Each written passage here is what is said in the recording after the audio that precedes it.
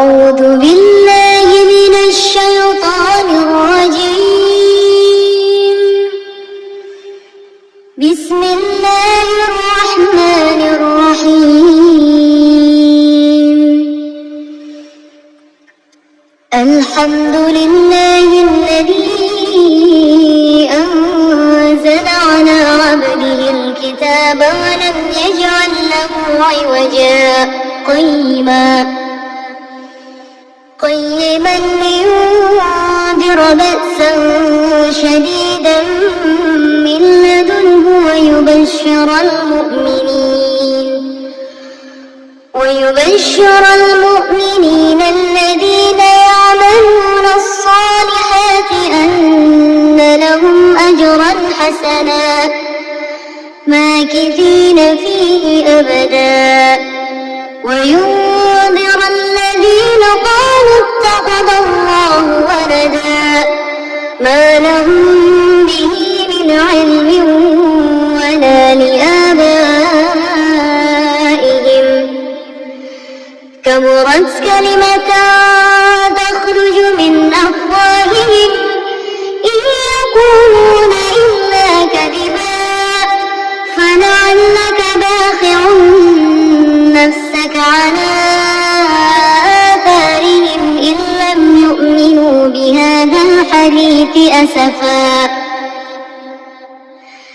إنا جعلنا ما على الأرض زينة لها لنبلوهم أيهم أحسن عملا وإنا لجاعلون ما عليها صعيدا جرزا. أم حسبت أن أصحاب الكهف والرقيم كانوا من آياتنا عجبا إذ أوى الفتية إلى الكهف فقالوا ربنا آتنا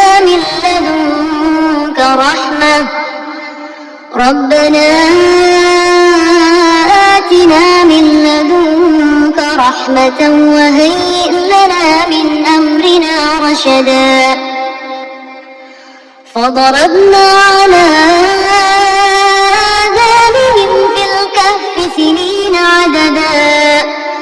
ثم بعثناهم لنعلم أي الحزبين أحصى لما لبثوا أمدا.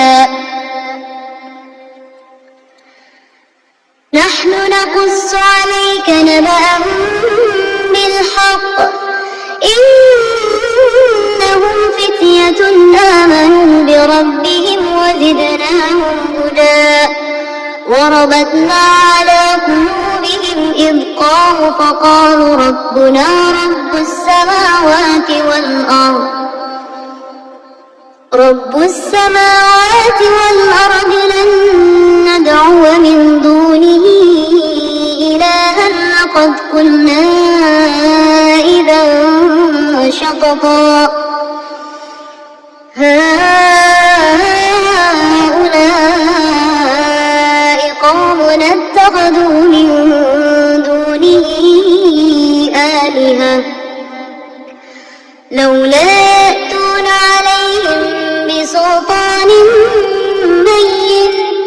فمن أظلم ممن افترى على الله كذبا. وإذ اعتزلتموهم وما يعبدون إلا الله فأووا إلى الكهف ينشر لكم ربكم من رحمته ويهيئ لكم من أمركم مرفقا.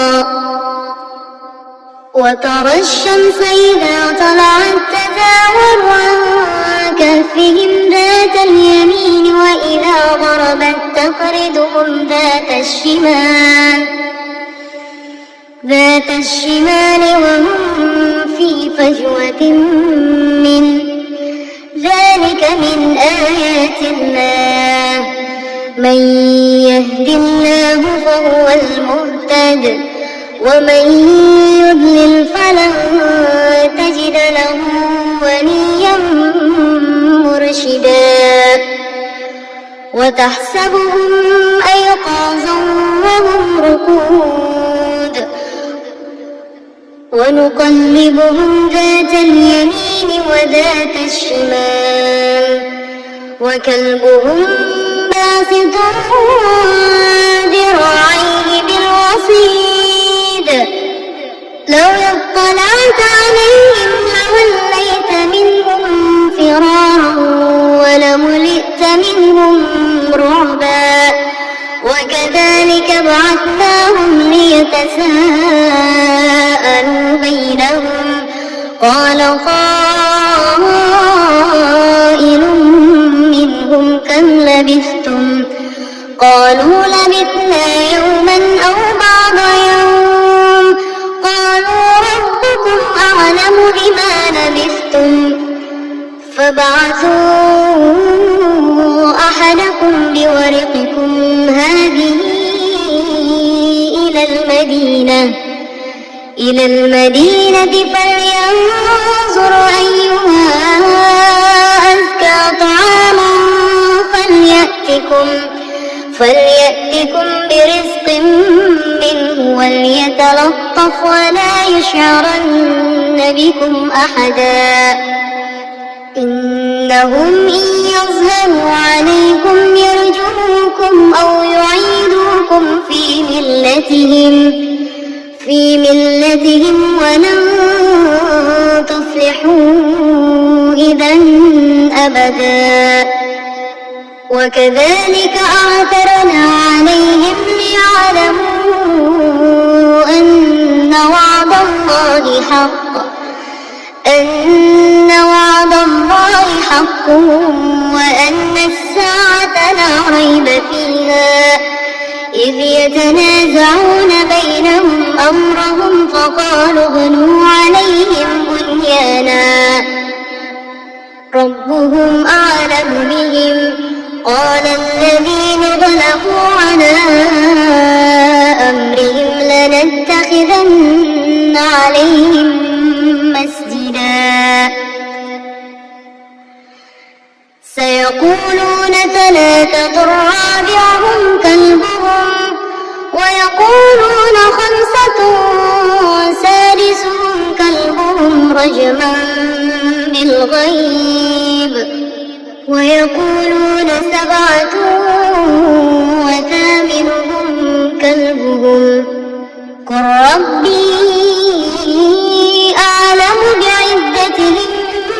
ما يعلمهم إلا قليل فلا تمار فيهم إلا مراء ظاهرا ولا تستفت فيهم منهم أحدا ولا تقولن لشيء إني فاعل ذلك غدا إلا أن يشاء الله واذكر ربك إذا نسيت وقل عسى أن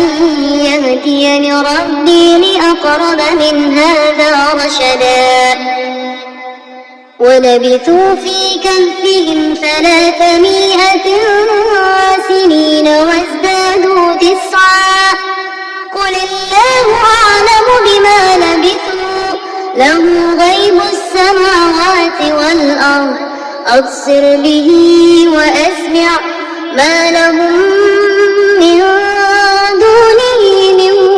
ولي ولا يشرك في حكمه أحدا واتل ما أوحي إليك من كتاب ربك لا مبدل لكلماته ولن تجد من دونه ملتحدا واصبر نفسك مع الذين يدعون ربهم بالغداة والعشي يريدون وجهه ولا تعد عيناك عنهم تريد زينة زينة الحياة الدنيا ولا تطع من أغفلنا قلبه عن ذكرنا واتبع هواه وكان أمره فرطا وقل الحق من ربكم فمن شاء فليؤمن ومن شاء فليكفر إنا أعتدنا للظالمين نارا أحاط بهم سرادقها وإن يستغيثوا يغاثوا بماء كالمهل يشوي الوجوه بئس الشراب وساءت مرتفقا إن الذين آمنوا وعملوا الصالحات إنا لا نضيع أجر من أحسن عملا أولئك لهم جنات عدن تجري من تحتهم الأنهار يحلون فيها من أساور من ذهب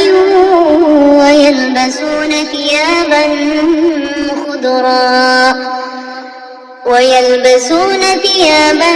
خضرا من سندس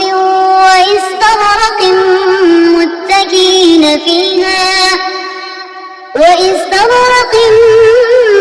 متكئين فيها على الأرائك نعم الثواب وحسنت مرتفقا واضرب لهم مثل الرجلين جعلنا لأحدهما جنتين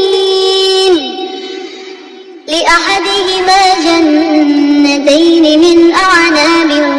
وحففناهما بنخل وجعلنا بينهما زرعا كلتا الجنتين آتت أكلها ولم تظلم منه شيئا وفجرنا خلالهما نهرا وكان له ثمر فقال لصاحبه وهو يحاوره أنا أكثر منك مالا وأعز نفرا ودخل جنته وهو ظالم لنفسه قال ما أظن أن تبيد هذه أبدا وما أظن الساعة قائمة ولئن رددت إلى ربي لأجدن خيرا منها منقلبا قال له صاحبه وهو يحاوره أكفرت بالذي خلقك من تراب ثم من نطفة ثم سواك رجلا لكن هو الله ربي ولا أشرك بربي أحدا ولولا إذ دخلت جنتك قلت ما شاء الله لا قوة إلا بالله إن ترني أنا أقل منك مالا وولدا فعسى ربي أن يؤتيني خيرا من جنتك ويرسل عليها حسبانا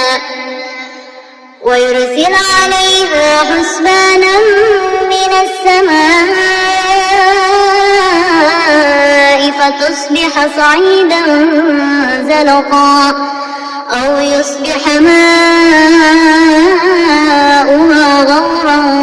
فلن تستطيع له طلبا وأحيط بثمره فأصبح يقلب كفيه على ما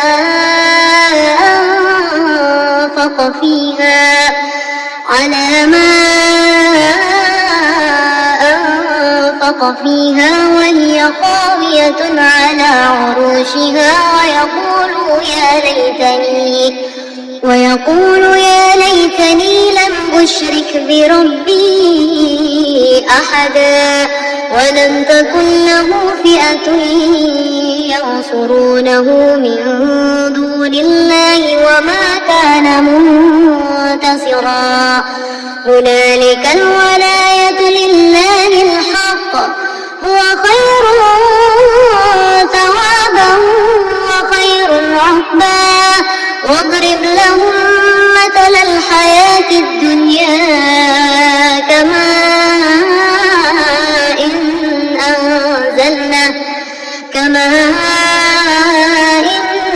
أنزلناه من السماء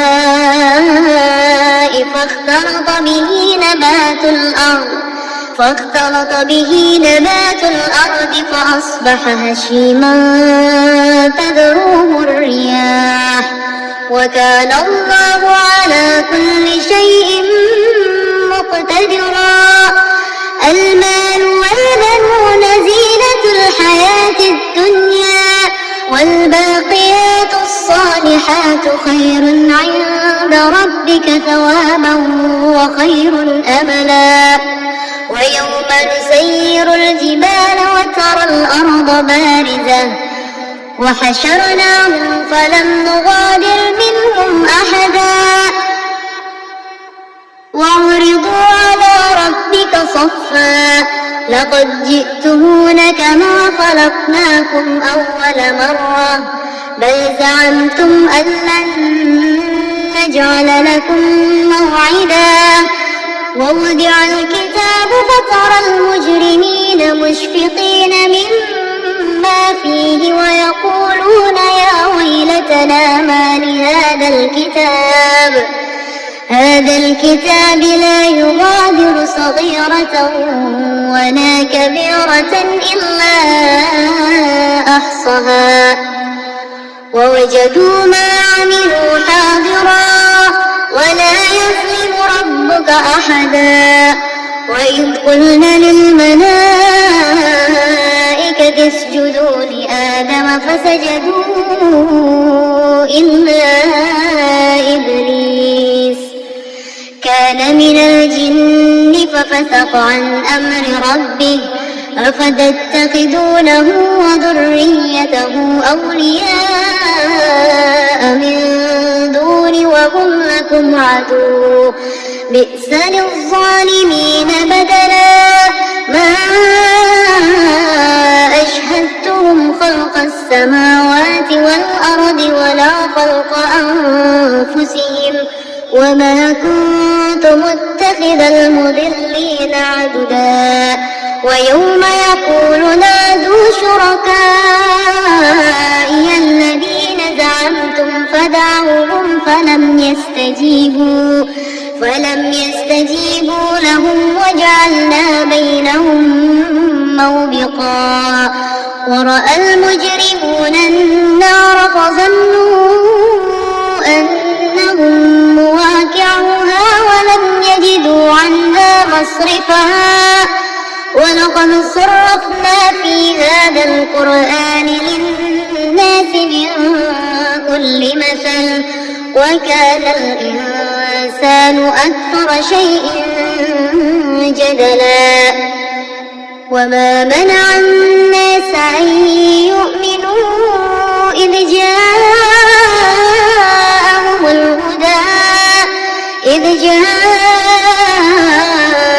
الهدى ويستغفروا ربهم إلا أن تأتيهم سنة الأولين أو يأتيهم العذاب قبلا وما نرسل المرسلين إلا مبشرين ويجادل الذين كفروا بالباطل ليدحضوا به الحق واتخذوا آياتي وما أنذروا هزوا ومن أظلم ممن ذكر بآيات ربه فأعرض عنها ونسي ما قدمت يداه إنا جعلنا على قلوبهم أكنة أن يفقهوا وفي آذانهم وقرا وإن تدعهم إلى الهدى فلن يهتدوا إذا أبدا وربك الغفور ذو الرحمة لو يؤاخذهم بما كسبوا لعجل لهم العذاب بل لهم موعد لن يجدوا من دونه موئلا وتلك القرى أهلكناهم لما ظلموا وجعلنا لمهلكهم موعدا وإذ قال موسى لفتاه لا أبرح حتى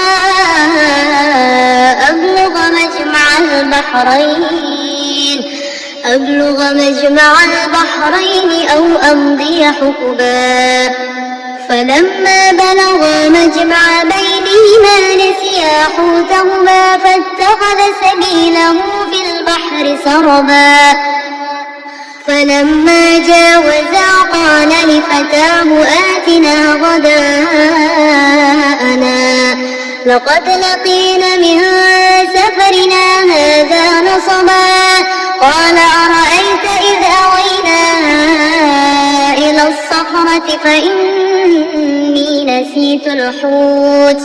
وما أنسانيه إلا الشيطان أن أذكره واتخذ سبيله في البحر عجبا قال ذلك ما كنا نبغ فارتدا على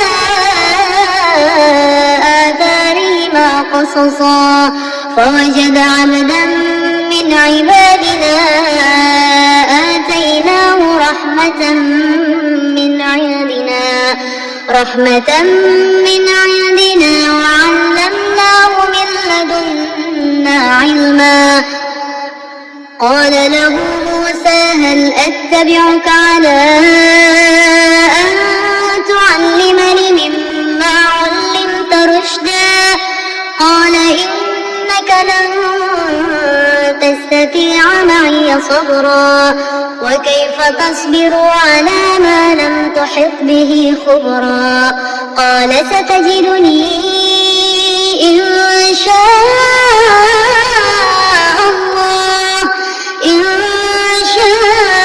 الله صابرا ولا أعصي لك أمرا قال فإن اتبعتني فلم تسألني عن شيء حتى أحدث لك منه ذكرا فانطلقا حتى إذا ركبا في السفينة خرقها قال أخرقتها لتغرق أهلها لقد جئت شيئا إمرا قال ألم أقل إنك لن تستطيع معي صبرا قال لا تؤاخذني بما نسيت ولا ترهقني من أمر عسرا فانطلقا حتى إذا لقيا غلاما فقتله قال أقتلت نفسا زكية بغير نفس لقد جئت شيئا نكرا قال ألم أقل لك إنك لن تستطيع معي صبرا قال إن سألتك عن شيء بعدها فلا تصاحبني قد بلغت من لدني عذرا فانطلقا حتى إذا أتيا أهل قرية استطعما أهلها فأبوا أن يضيفوهما فوجد فيها جدارا يريد أن ينقض فأقامه قال لو شئت لاتخذت عليه أجرا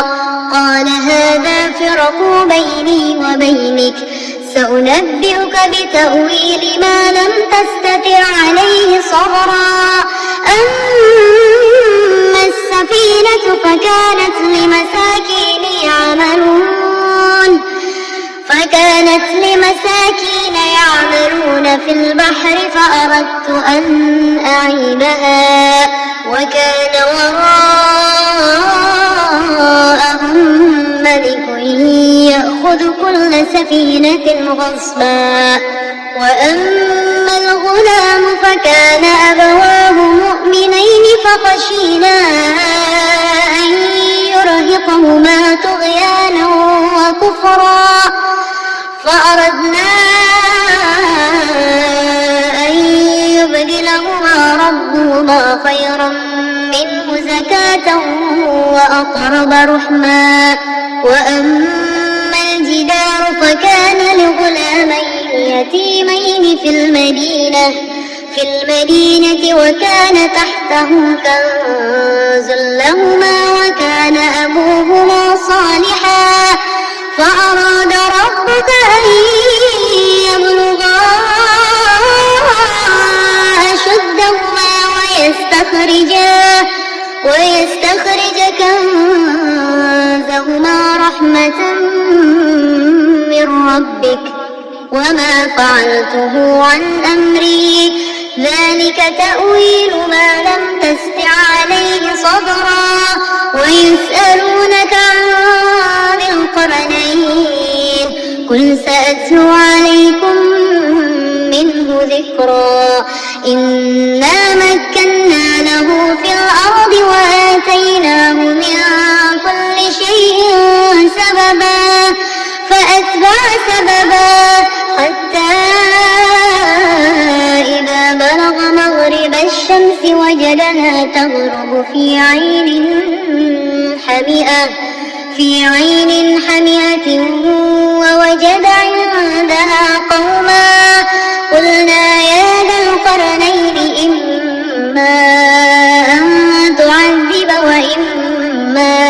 أن تتخذ فيهم حسنا قال أما من ظلم فسوف نعذبه ثم يرد إلى ربه فيعذبه عذابا نكرا وأما من آمن وعمل صالحا فله جزاء الحسنى وسنقول له من أمرنا يسرا ثم أتبع سببا حتى إذا بلغ مطلع الشمس وجدها تتلو على قوم لم نجعل لهم من دونها سترا كذلك وقد أحطنا بما لديه خبرا ثم أتبع سببا حتى إذا بلغ بين السدين وجد من دونهما قوما لا يكادون يفقهون قولا قالوا يا ذا القرنين إن يأجوج ومأجوج مفسدون في الأرض فهل نجعل لك خرجا على أن تجعل بيننا وبينهم سدا قال ما مكني فيه ربي خير فأعينوني بقوة أجعل بينكم بينكم وبينهم ردما آتوني زبر الحديد حتى إذا ساوى بين الصدفين قال انفخوا حتى إذا جعله نارا قال آتوني أفرغ عليه قطرا فما استطاعوا أن يظهروه وما استطاعوا له نقبا قال هذا رحمة من ربي فإذا جاء وعد ربي جعله دكا وكان وعد ربي حقا وتركنا بعضهم يومئذ يموج في بعض ونفخ في الصور فجمعناهم جمعا وعرضنا جهنم يومئذ للكافرين عرضا الذين كانت أعينهم في غطاء عن ذكري وكانوا لا يستطيعون سمعا أفحسب الذين كفروا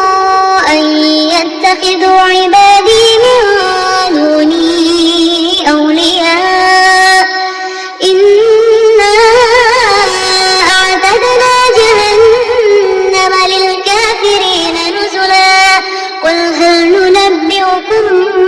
بالأخسرين أعمالا الذين ضل سعيهم في الحياة الدنيا وهم يحسبون أنهم يحسنون صنعا أولئك الذين كفروا بآيات ربهم ولقائه فحبطت أعمالهم فلا نقيم لهم يوم القيامة وزنا ذلك جزاؤهم جهنم بما كفروا واتخذوا آياتي ورسلي هزوا إن الذين آمنوا وعملوا الصالحات كانت لهم جنات الفردوس نزلا خالدين فيها لا يبغون عنها حولا قل لو كان البحر مدادا لكلمات ربي لنفد البحر قبل أن تنفد كلمات ربي ولو جئنا بمثله مددا قل إنما أنا بشر مثلكم يوحى إلي أنما إلهكم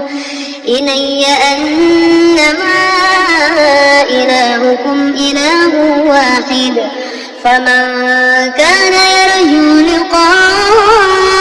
ربه